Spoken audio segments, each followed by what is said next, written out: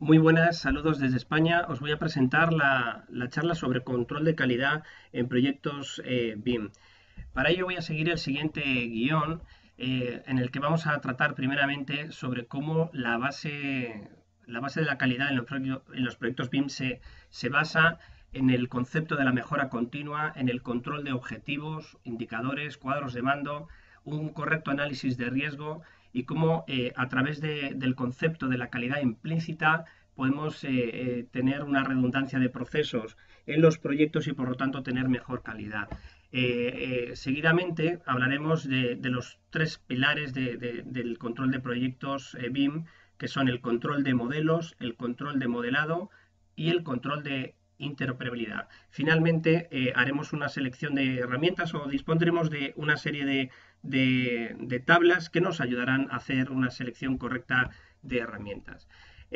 Empezaremos, bueno, antes de nada deciros que esta charla está muy comprimida de tal manera que vais a ver que algunos de los conceptos los vamos a tratar de una manera quizás muy rápida, pero como vais a tener disponible la grabación o poderos descargar la publicación, lo vais a poder leer más detenidamente. El primero de los puntos en el que estamos hablando es el de la mejora continua. Para ello es muy importante que podamos, para optimizar un proyecto, tenemos que tener varios criterios clarísimos. Primero, que la redacción de proyectos BIM debería de ser siempre un proceso documentado, ¿vale? Además de ello, tenemos que tener en cuenta que los objetivos que vamos a establecer dentro de un proyecto BIM van a tener que ser medidos, por lo tanto vamos a tener que tener un sistema de medición. Y siempre aquí hablamos de proyectos BIM, hablamos de que los recursos es un aspecto muy importante, pero la participación de los recursos humanos y sobre todo su implicación en cómo desarrollar el proyecto es elemental para poder tener una mejora continua del proyecto. En este sentido, el criterio de mejora continua se basa en el círculo de Deming, en el cual nosotros planeamos un proyecto, ejecutamos lo que hemos dicho que vamos a planificar, verificamos mediante una serie de indicadores y luego actuamos en consecuencia de lo que ha sucedido a lo largo del proyecto.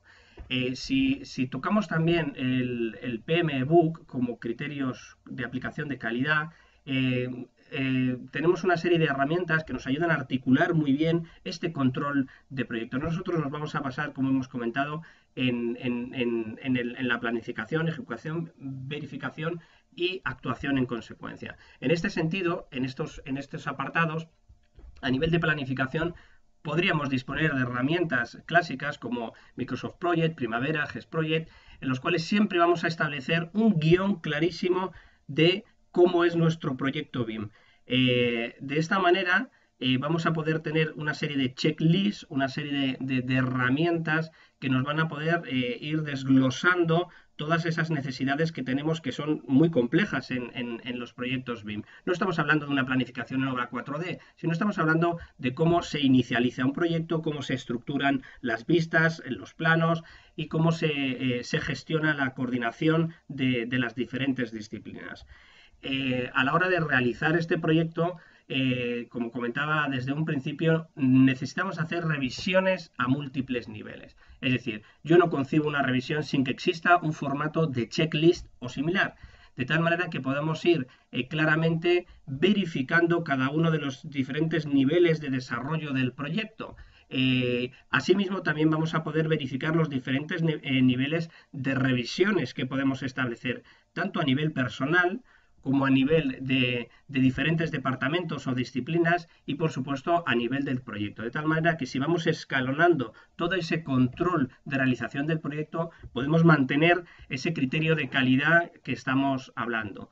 Evidentemente, cuando estamos hablando de un proyecto, nosotros estamos realizando algo concreto. Estamos haciendo una nave industrial, un edificio de viviendas, y eso tiene una serie de requisitos, tanto normativos, técnicos, requisitos del cliente, y los propios objetivos que nosotros nos hemos establecido para cumplir en el desarrollo del proyecto. Hablamos de objetivos que nos hemos introducido en el BIM Execution Plan, por ejemplo, ¿no?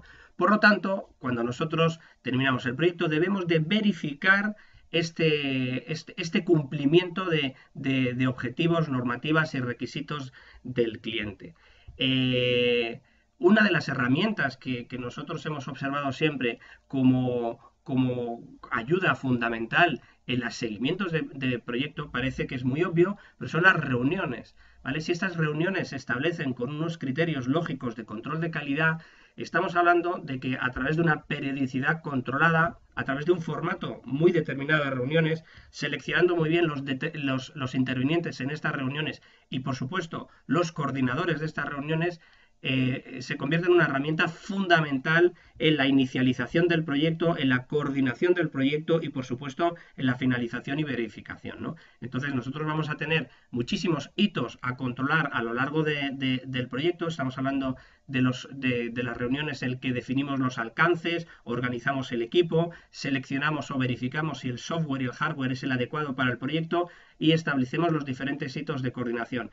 Estas reuniones son claves para que se vaya controlando el proyecto de manera adecuada. Podemos hablar del proyecto, pero también podemos hablar a nivel del concepto de nuestra propia empresa, de nuestra filosofía de trabajo, del sistema de calidad.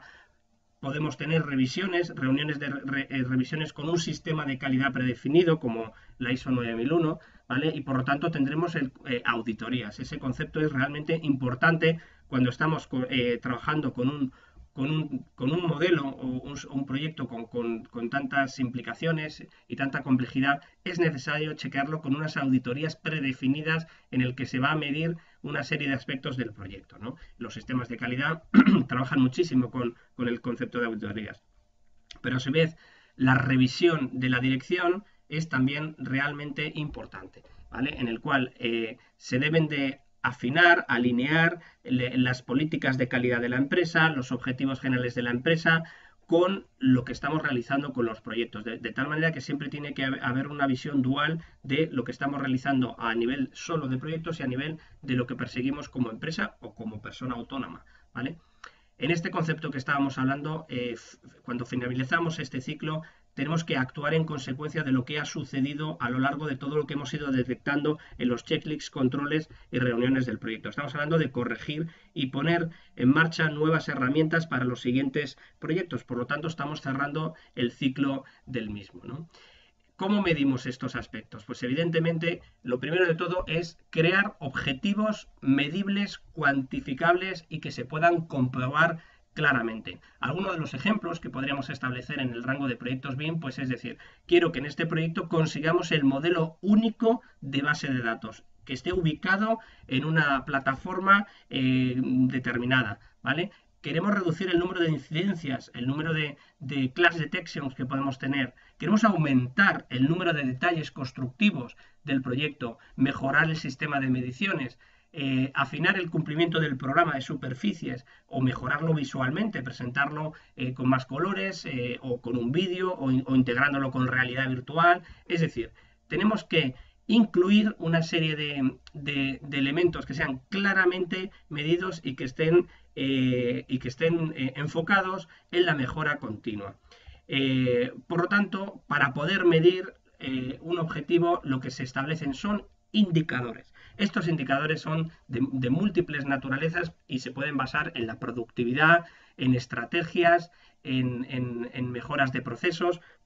Y algunos de los que podemos comentar es, por ejemplo, aumentar el número de planos que se producen por un proyecto. Eso es medible, eso es tangible, ¿no?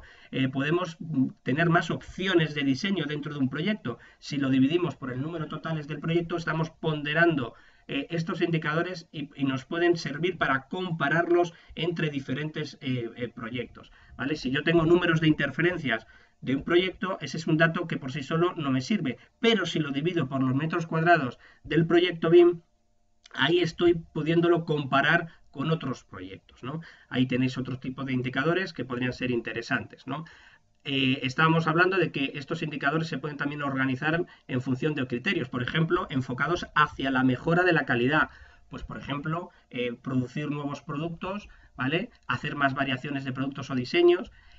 Podemos enfocarlo en la reducción de los errores, ¿no? Hablamos de las incidencias. Podemos enfocarlo en el aumento del detalle. Todo esto siempre son errores constantes que hemos ido detectando en el histórico de redacción de proyectos, ¿no? Otro, por ejemplo, muy interesante es la mejora de la coordinación o la optimización de recursos. Es decir, si una persona o un modelador puede estar dando más servicios, a cuántos proyectos podría estar dando servicio. Bueno, pues algo que también podemos ir midiendo, ¿no? Estos indicadores, para poderlos medir claramente, vamos a necesitar unos criterios muy, muy, muy claros, de tal manera que deben de ser claros, útiles, que vayan evolucionando en el tiempo, solo y aquellos indicadores que vamos a ir necesitando, y por lo tanto vamos a necesitar de un cuadro de mando en el que estos indicadores que hemos establecido queden resumidos. Este es uno de los ejemplos que tenemos del programa GESproject, o por ejemplo aquí tenemos un cuadro de mando que la consultora Case realizó para un control de obras. Estos son los formatos que pueden tener los indicadores. Si estamos hablando de objetivos e indicadores y de control de proyectos, tenemos que hablar de riesgos. El PMBOK establece una serie de riesgos que son los clásicos y que podemos observar a lo largo del ciclo de vida de un proyecto BIM, y es muy importante conocerlos de antemano, porque eso nos puede ayudar a hacer un plan de acción y correcciones, y por lo tanto seguimos hablando con ese concepto de mejora y de criterios de calidad dentro de un proyecto. Son múltiples los riesgos asociados a un proyecto BIM, que casi todos conocemos, ¿no? No modelar cómo se construye, no saber qué level of development estamos aplicando, no tener un alcance claro, no saber qué usos BIM se han seleccionado correctamente, pero como podéis observar son muchísimos, ¿no? Lo que necesitamos de nuevo es tener un control de esos riesgos, analizarlos claramente, ver qué probabilidad de riesgos hay. Hay uno que me encanta, que es la ley de Murphy, y es que si algo puede salir mal, saldrá mal, ¿no? Por lo tanto, quitando esta gracia, es cierto que analizando todas estas acciones que podemos tener, podemos crear planes de contingencia, planes de acciones, o como yo digo, plan A, plan B, plan C, de tal manera que un buen BIM manager siempre, o una persona que está controlando, gestionando un proyecto, siempre tiene claro qué es lo que puede suceder en un proyecto y, por lo tanto, qué acción va a tener, ¿no? Hay un concepto que yo creo que es muy importante, y es cómo podemos utilizar la propia informática, el propio cómo trabajan los sistemas BIM, de tal manera que, entendiendo algunas de sus funcionalidades, podemos estar aplicando criterios de calidad de una manera tremendamente implícita. Lo que proponemos aquí es integrar la calidad basándonos en procesos que pueden ser sistematizables y que pueden ser optimizables. Hablamos de una correcta selección de plantillas, hablamos de una depuración de plantillas y librerías, hablamos de una correcta asignación de tareas, una buena plantilla de un BIM Execution Plan. Estamos hablando de integraciones de bases de datos, es decir, que dentro de un proyecto Revit pueda tener integrado a través de un Excel, a través de un EDBC, con bases de datos de proyectos, ¿vale? De tal manera que con esto podemos simplificar, mejorar, crear búsquedas dinámicas, crear funciones de acotamiento, crear sistemas de etiquetado de objetos. Es decir, son muchísimas herramientas que podemos introducir dentro de nuestros proyectos y, por lo tanto, tener más controlada la calidad de los mismos.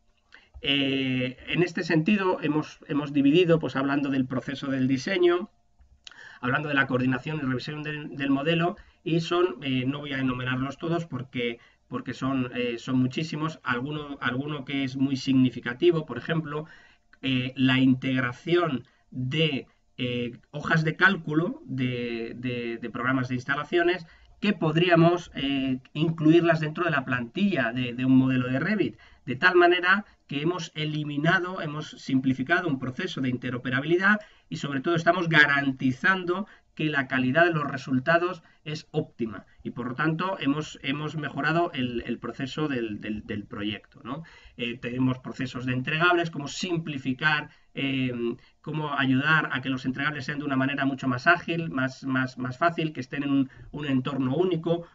Un ejemplo claro es que podemos introducir en Revit un sistema de impresión en múltiples formatos, habiendo reducido notablemente el tiempo de impresión de los mismos, ¿no?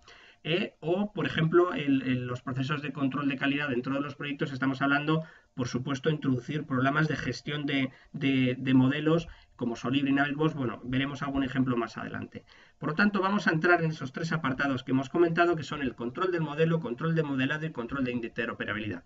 Para ello, dentro del control de modelos, un aspecto muy importante es la auditoría de los modelos. Es decir, ¿qué vamos a medir?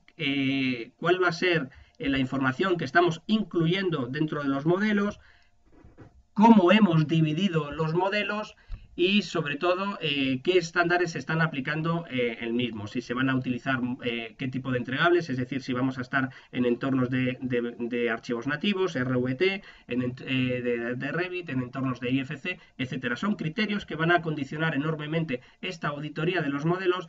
Y, por ejemplo, una auditoría de un modelo podríamos establecerlas a través de una simple hoja de Excel en la que podemos estructurar la información y comentar, por ejemplo, el nivel auditado. Pues es un nivel gráfico, es un nivel de modelo, es un nivel de coordinación, ¿vale? ¿Qué elemento se ha auditado? Por ejemplo, si estamos hablando de modelos, perdón, de elementos, hemos auditado una serie de muros, techos, y hemos analizado una información que se contiene dentro de él.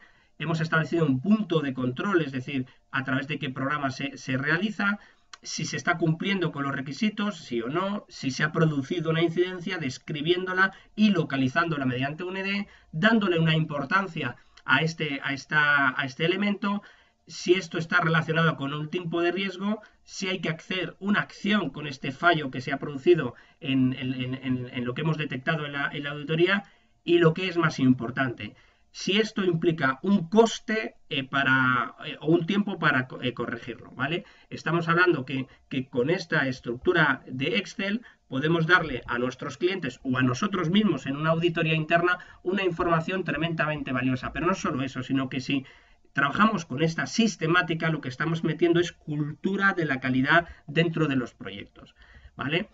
Algunos criterios que son fundamentales para controlar los proyectos son los que estamos viendo en pantalla, como es la ubicación del proyecto, qué plataforma logística, qué sistema de archivos estamos haciendo, qué relación existe entre los modelos, qué sistemas de nomenclaturas hemos decidido, qué jerarquía tenemos entre los modelos, cuál es el formato de los entregables y cómo los modelos se integran. Asimismo, podemos controlar los modelos o tener en cuenta la coordinación y revisión que se está haciendo de los mismos, es decir, cómo se van a revisar las diferentes entregas, si se van a hacer con nubes de puntos en Design Review o a 3D60, o si hay sistemas manuales de revisión, es decir, todo eso son elementos del control de los modelos que son factores que van a influir claramente, ¿vale? ¿Qué etapas vamos a tener? ¿Qué diferentes? Si estamos con diseño, si estamos en construcción, si estamos en mantenimiento, y qué estándares están supeditando este control de modelos, ¿no? Algunos ejemplos de los factores determinantes que estamos hablando en este control de modelos, pues, por ejemplo, son el sistema de conexión que estamos utilizando, cómo estamos trabajando, si es una red interna, si es una red que vamos a conectarnos con un VPN, FTP, ¿no? Aquí, por ejemplo, el compañero Luciano va a hacer una presentación sobre cómo crearse una conexión en la nube para poder trabajar de forma coordinada, ¿no? Bueno, pues estos son algunos ejemplos que evidentemente están condicionando claramente el control que vamos a tener sobre los modelos, ¿no? Otra opción sería que no es un sistema de conexión, sino que ya es un software específico, ¿no? Utilizar Autodesk Revit Server, Iconix, Viewpoint, en fin, hay muchísimos programas que ya van condicionando cómo vamos a controlar estos modelos. En los sistemas de revisión de modelos, cuando hablamos ya de aspectos mucho más técnicos y normativos, es decir, cumplimiento de estándares que están supeditados al cliente o a la normativa, pues entran programas que son de potencia, como pues el programa Solibri, o ayudas en sistemas de revisiones como Vincolab. No voy a entrar en detalle en los programas, porque para eso tenéis información clarísima de referencia ahí, y vamos a seguir, pues por ejemplo, con otros sistemas de revisiones que ya no son programas, sino que vienen implícitos en el software que utilizamos. En este caso, yo utilizo Revit, y tengo una herramienta muy potente para la revisión de los modelos y de todos estos estándares que estamos comentando. Y es el Revit Model Review, que no es muy conocido, pero que es una herramienta potentísima para poder comprobar la integridad de los modelos a nivel de sus elementos, a nivel de espacios, a nivel de estándares de grafismos, de tipos de texto, y que me van a ayudar a que a golpe de clic pueda ir haciendo un chequeo rapidísimo del modelo. Un ejemplo muy sencillo, Revit Model Review te puede hacer una auditoría de espacios. ¿Qué significa? Si esos espacios están llegando a una altura determinada y si no llegan a esa altura determinada te salta un aviso, ¿vale? El programa Model Review tiene una potencia tal que te permite corregir todos esos errores, es decir, detéctame todos los espacios que no llegan hasta el techo, hasta el forjado, hasta el piso y me los subes automáticamente, ¿no? De tal manera que fijaros qué herramienta más útil, pero ese es un simple ejemplo de esto, ¿no? Otras herramientas que tenemos es la de comparación de modelos, que también la tenemos dentro de las propias herramientas, como plugins o como extensions, pero que muchísimas veces no es utilizada, ¿no? Estas herramientas nos ayudan a controlar la evolución de los modelos, es decir, si yo soy un estructurista y me llega el modelo de arquitectura, puedo ver claramente cómo ha cambiado, qué elementos han cambiado claramente. Esta es una herramienta de calidad realmente importante. Si entramos dentro del apartado del control de modelado, aquí tenemos que analizar claramente cómo están organizados. Lo primero de todo tenemos que tener claro cómo están organizados los elementos. No voy a entrar en todas las clasificaciones pormenorizadas, sino que me voy a quedar a un nivel superior, ¿no? Tenemos elementos de modelo, elementos de referencias, elementos de anotaciones, elementos espaciales, y a través de ellos, controlando su naturaleza y su comportamiento, vamos a poder tener un muy buen control de estos elementos, ¿no? Es importantísimo tener sistemas de detección. Cuando hablamos de elementos, tenemos que buscar que no se dupliquen, que no se solapen, que no existan elementos ocultos, que estén en el nivel correspondiente, que no haya espacios que estén abiertos, que estén cerrados correctamente, que la tipología constructiva de los elementos estén correctamente clasificados. Por lo tanto, aquí también estamos directamente relacionándonos no solo con la naturaleza de los elementos, sino con su nivel de desarrollo y clasificación dentro de todo el ciclo de vida del proyecto. Lógicamente, los niveles de desarrollo nos van a ayudar a clasificar y controlar estos elementos. No voy a entrar en ellos, pero evidentemente estamos hablando de que un elemento tiene que estar correctamente clasificado con su omniclass, uniclass o el sistema de clasificación que hayamos decidido, en qué nivel está, si estamos en 100, 200, 300, etcétera, quién es el responsable de corregir esto, para qué uso de modelo tiene este elemento. Todo esto también lo podemos controlar a través de tablas de Excel que podemos predefinirnos y que nos pueden ayudar. Y cuando hablamos de estrategias de modelado, claramente incide el tipo de disciplina con el que estamos trabajando. No es lo mismo arquitectura que instalaciones, que obra civil, que interiorismo o cualquier otra, ¿no? Y además, el tipo de modelado que estamos trabajando va a depender clarísimamente de las categorías, de qué tipo de categoría estamos trabajando, de si se comportan por niveles, por planos, por la ubicación, por su lógica constructiva, si tienen acabados, no tienen acabados, etcétera, ¿vale? Por lo tanto, podemos establecer unas guías, unos criterios clarísimos de un control de calidad de modelado, que son pautas que debemos de transmitir claramente a todo el equipo. Estos son datos que estarán en el libro de estilo o en el manual de uso BIM dentro de las empresas, pero que se podrían sacar claramente como un pequeño folio que todas las personas deberían de tener en cuenta, ¿no? Alguno de los ejemplos es modelar cómo se construye, ¿no? Que los elementos sean cuanto más discretos mejor, o sea, que estén más detallados, ¿no? Siempre pensar antes de modelar, son cosas muy obvias, pero que muchas veces es importante refrescarlas, ¿no? Pensar las simetrías, claro, cómo te puede cambiar el comportamiento de un muro si haces un simétrico y has puesto el lado exterior en el lado interior, ¿no? O como un lavabo con los grifos de agua y caliente, si tú le haces una simetría, estás invirtiendo la posición de agua caliente, ¿no? Son aspectos que son importantes a controlar y por lo tanto esas pautas hay que comentarlas con el equipo, ¿no? Siempre revisar no solo en planta, sino también revisar en 3D. Son cosas muy obvias, pero teniendo una vista de 3D con diferentes tipos de transparencias, pues ya estoy teniendo un control sobre lo que estoy modelando, ¿no? Temas de uniones de geometrías. ¿Vale? Y si entráramos en los aspectos de las familias, pues hay una lógica muy importante de cómo una familia debería ser construida a varios niveles de información. Nosotros le hemos denominado capas, y ahí podemos tener, pues eso, un nivel de control de la calidad de cómo se están haciendo las familias si controlamos su esqueleto, lo que se modela y lo que no se modela, qué subcomponentes podemos tener dentro de un modelo, familias anidadas, compartidas, qué parámetros lógicos deben de tener siempre un proyecto. Aquí siempre estamos hablando, alineándolo con la nomenclatura, qué conjuntos de datos vamos a tener, de fabricantes o no, de si son genéricos o no, ¿vale? ¿Qué inteligencia va a tener esta familia? La capacidad de tener un tipo de comportamiento, meter fórmulas, condiciones, límites, restricciones, si va a realizar algún tipo de cálculo, el grafismo que va a proporcionar esta familia, la visibilidad, son todos los aspectos que debemos de controlar para tener una buena calidad en la redacción de las familias. Otro de los elementos importantes cuando estamos hablando del modelado son los espacios que vamos generando, ¿no? Y por lo tanto es muy importante que realicemos un control de espacios.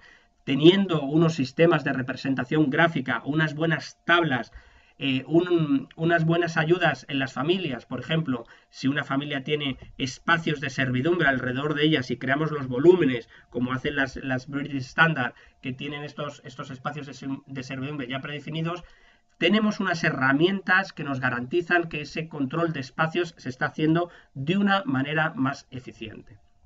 Bien, por lo tanto, en este aspecto, la herramienta más importante que tenemos es la detección de interferencias cuando estamos hablando del control de modelado. Una de las herramientas más importantes, ¿no? Ahí tenemos que ver qué interferencias podemos tener. Esto podríamos también extendernos en esto, pero vamos a resumirlo en que podemos tener autointerferencias entre los propios elementos, choques entre los diferentes elementos, interferencias de uso o mantenimiento, de normativa, de construcción. De tal manera que si yo tengo claro qué tipos de interferencias puedo tener, a su vez puedo analizar cómo voy a resolverlos, lo que hablábamos, mejora continua, y qué elementos hay que excluir porque no nos van a interferir o no son importantes, ¿no? Conductos muy pequeños, elementos con espesores o acabados muy pequeños, elementos de paisajismo, ¿no? Como flores, plantas, personas que podemos incluir en un 3D y que a lo mejor pues vamos a excluir, ¿no? Esto es muy importante a la hora de tener un proceso de solución de estas interferencias y que podamos aplicarlo de una manera sistemática, con un buen checklist, con un sistema de control claro y, por supuesto, con una hoja, con un cuadro de indicadores que me ayuda a tener ese control de interferencias totalmente controlado. ¿Quién lo resuelve? ¿Cuándo lo resuelve? ¿En qué fecha? Y con un software que me ayude a tener una trazabilidad total de este tipo de interferencias, ¿no? Ya sabemos cuáles son los softwares más importantes: Solibri, Navisworks, Teclab Insight, pero vamos a quedarnos solo en qué ventajas y desventajas podrían tener cada uno de ellos. Solibri, sus principales ventajas es que puedes programar reglas y que las incidencias se organizan automáticamente, ¿vale? También puedes cambiar de idioma de una manera muy sencilla, pero tiene un gran inconveniente y es que solo trabaja con modelos IFC. De tal manera que si yo dentro de mi empresa todos los modelos los realizamos dentro del entorno de paquetes de Autodesk, por ejemplo, a mí no me interesa salir hacia Solibri, ¿vale? En cambio, si estuviera en un proyecto muy grande en el que hay múltiples plataformas de software, pues al final la detección de interferencias deberá de tender a un software lo más abierto posible o a través de estándares OpenBIN y en este caso a través de IFC. Por lo tanto, dependiendo de qué proyecto estemos, de cómo trabaja mi empresa, al final utilizaremos unos y otros. Si hablamos de Navisworks, su ventaja precisamente es el complemento a la desventaja de Solibri, y es que integra prácticamente todos los tipos de modelos 3D que pueden existir, y no solo de modelos 3D, sino de nubes de puntos, de planos, de líneas, etcétera, ¿no? Por lo tanto, esto es una potencia que realmente hace que Navisworks sea una herramienta muy importante, y sino que además tenemos una posibilidad de programación.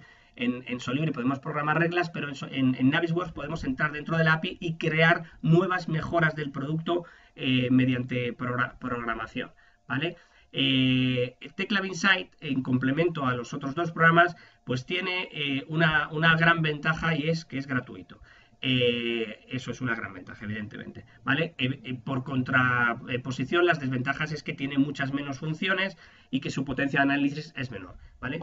Lo que yo veo claro es que dependiendo del tipo de proyecto utilizaremos unos u otros, ¿vale? Tenemos otras herramientas de interferencias dentro del propio Revit que nos van a poder permitir.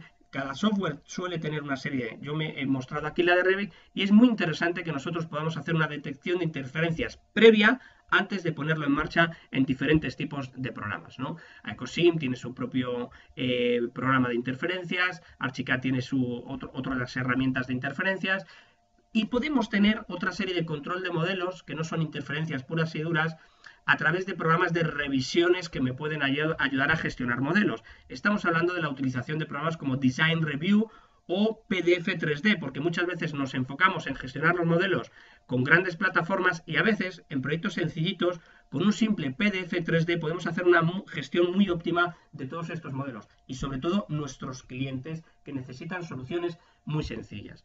Por último, necesitamos que dentro de esta estrategia de modelizado necesitamos controlar los estándares que hemos aplicado a través de nuestros libros de estilos o a través del web, y para ello tenemos que utilizar de nuevo alguna herramienta. Aquí de nuevo Revit Model Review me va a ayudar con muchas herramientas para poder controlar la representación de los elementos, tipos de líneas, de sombreados, control de anotaciones, etiquetas, leyendas, etcétera.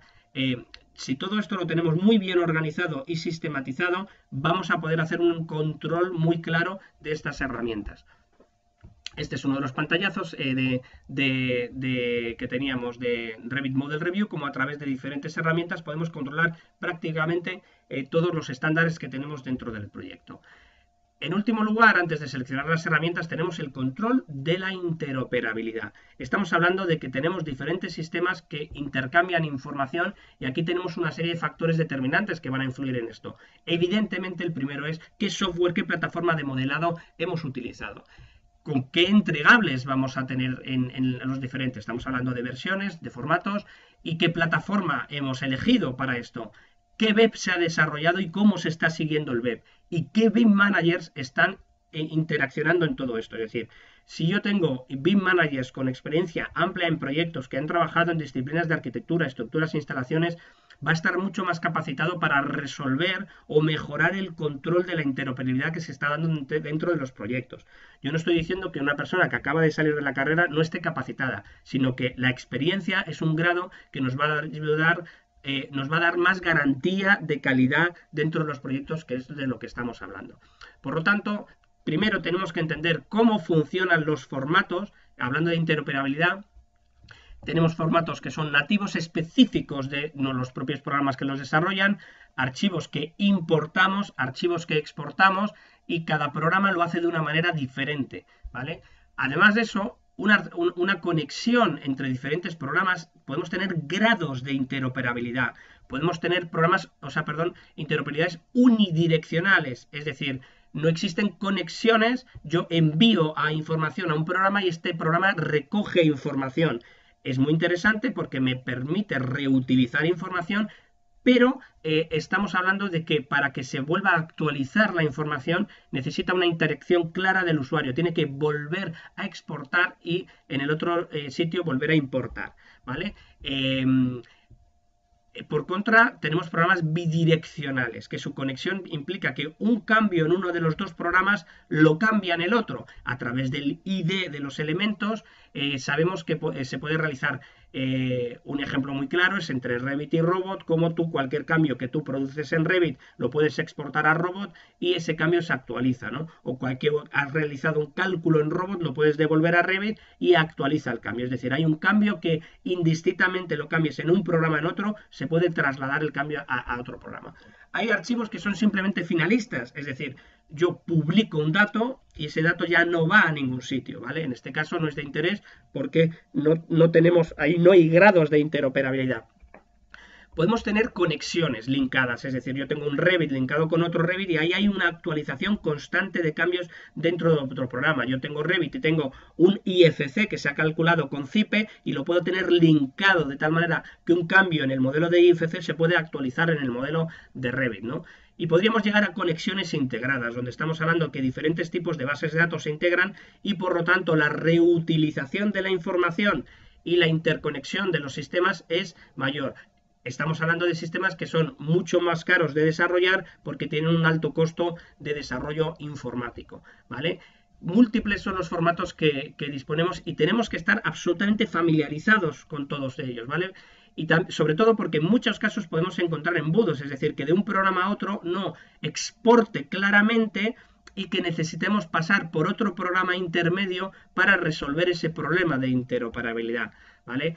Todo esto nos lleva claramente a lo que denominamos el mapa de software. Estos mapas de software tienen que ponernos una foto clara de qué programas estamos utilizando en la empresa, en nuestros proyectos, cuáles son los puntos críticos de envío o recibos de información y cómo estoy interrelacionado con otros sistemas complementarios, no solo de producción. Aquí no solo hablamos de crear planos, sino también de ámbitos de gestión de la información, gestión de revisiones, gestión de documental, gestión empresarial, gestión de calidad, etc. Bien, por lo tanto, perdonad, si nosotros nos avanzamos en la parte de control de interoperabilidad, hablamos de flujos de información. Voy a pasar estas diapositivas bastante rápido porque es que realmente cada línea de lo que estoy exponiendo aquí podría ser motivo de un máster prácticamente, ¿vale? Estamos hablando de control de interoperabilidad, por ejemplo, entre programas de terrenos y creación de coordenadas.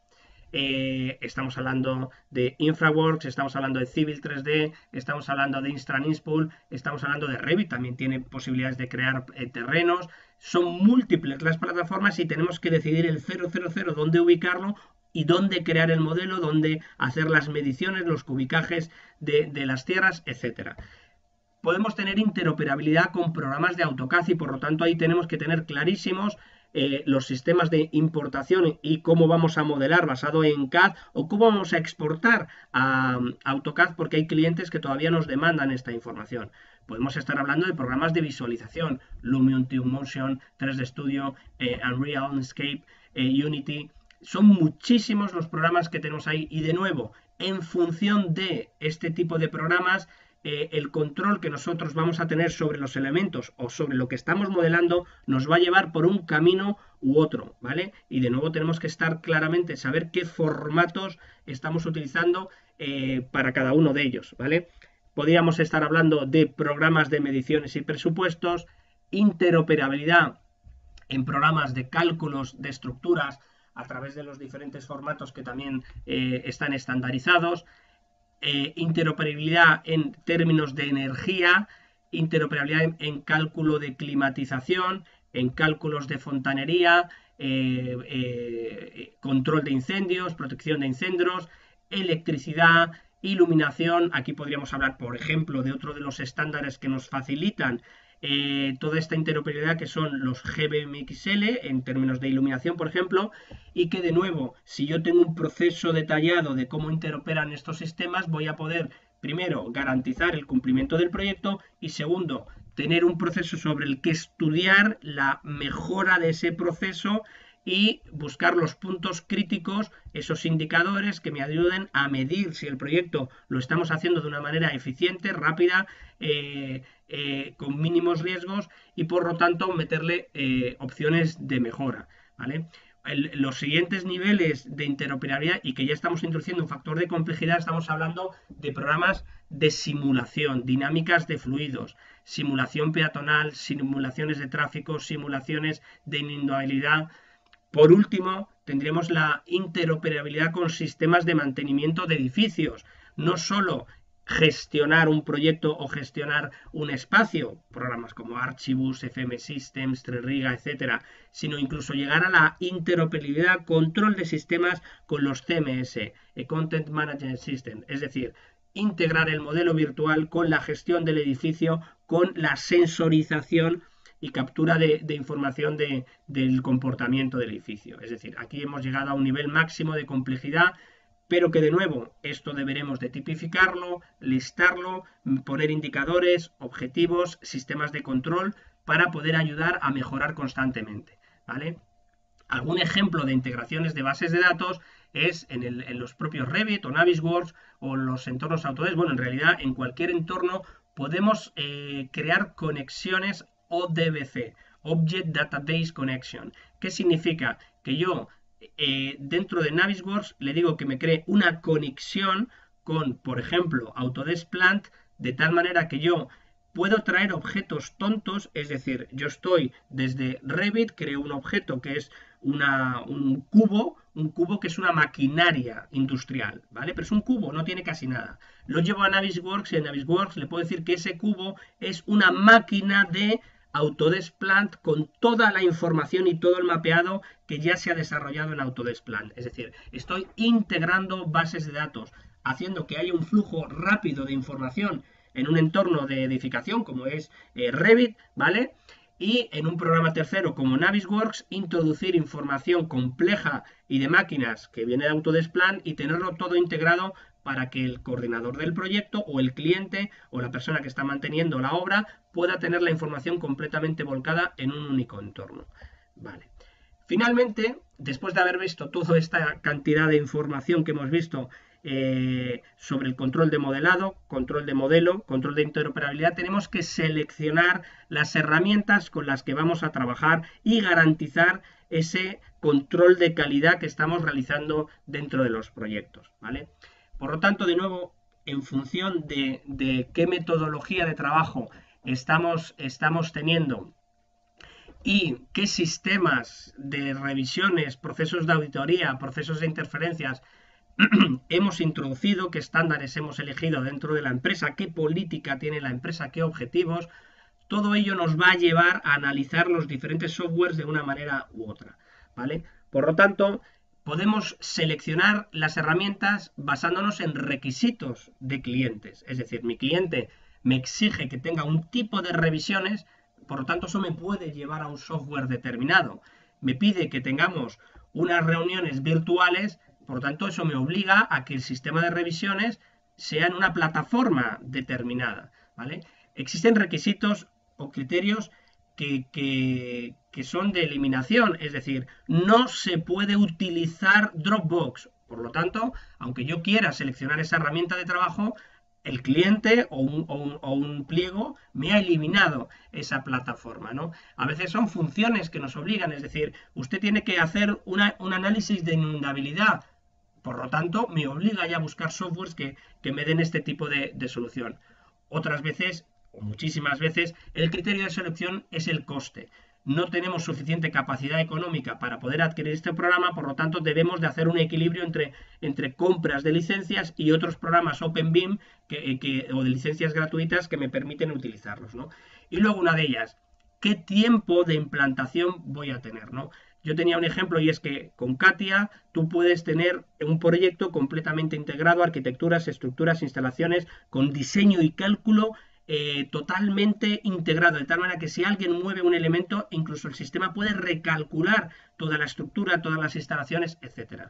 Me comentaba una persona que había implantado este tipo de sistemas que el tiempo de implantación de una persona tarda aproximadamente 1 año en controlar toda la herramienta a un nivel de potencial importante. Por lo tanto, tenemos aquí un ejemplo, ¿vale?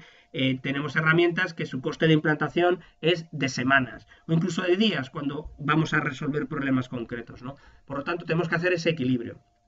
He resumido en una serie de tablas cómo a través de un área funcional nosotros tenemos un programa que tiene una serie de funcionalidades y a través de un sistema de colores vemos cómo estos programas cumplen con unos requisitos totalmente, parcialmente o es indiferente, ¿vale? Entonces, este tipo de cuestiones lo que hacen, ojo que solo estoy hablando dentro del ámbito de control de calidad, ¿eh? No estoy hablando dentro de selección de herramientas a nivel que si modelo, de si hago mediciones, etcétera. Estamos hablando de control de calidad, de revisión, de control de espacios, de programación de reglas, de control de comunicaciones, de gestión de la calidad, de gestión de recursos humanos dentro del proyecto. Por lo tanto, aquí tenemos este extracto y en consecuencia tendríamos un coste económico relacionado con este tipo de software, incluyendo tanto el nivel de formación como el nivel de mantenimiento de estos programas. Con lo cual estaríamos hablando que en función de si estamos dentro de una gran empresa o un gran proyecto, tendríamos diferentes tipos de roles con diferentes necesidades de software, formación y de hardware. Y si tuviéramos lo mismo dentro del proyecto, de un proyecto pequeño, de una empresa pequeña, simplificaríamos este organigrama y tendríamos otro tipo de costes. Estos son órdenes de magnitud que nos ayudarían a seleccionar las herramientas para controlar la calidad dentro del entorno de proyectos BIM. Espero que esta charla haya sido de vuestro interés y por lo tanto cualquier duda que tengáis habrá un momento de responder a estas preguntas y estaré encantado de responderlos. Muchas gracias. Muchas gracias por su atención y aquí disponen de mis datos de contacto por si necesitan cualquier tipo de ayuda o aclaración en relación a la charla o sobre temas relacionados con el mundo BIM. Muchas gracias.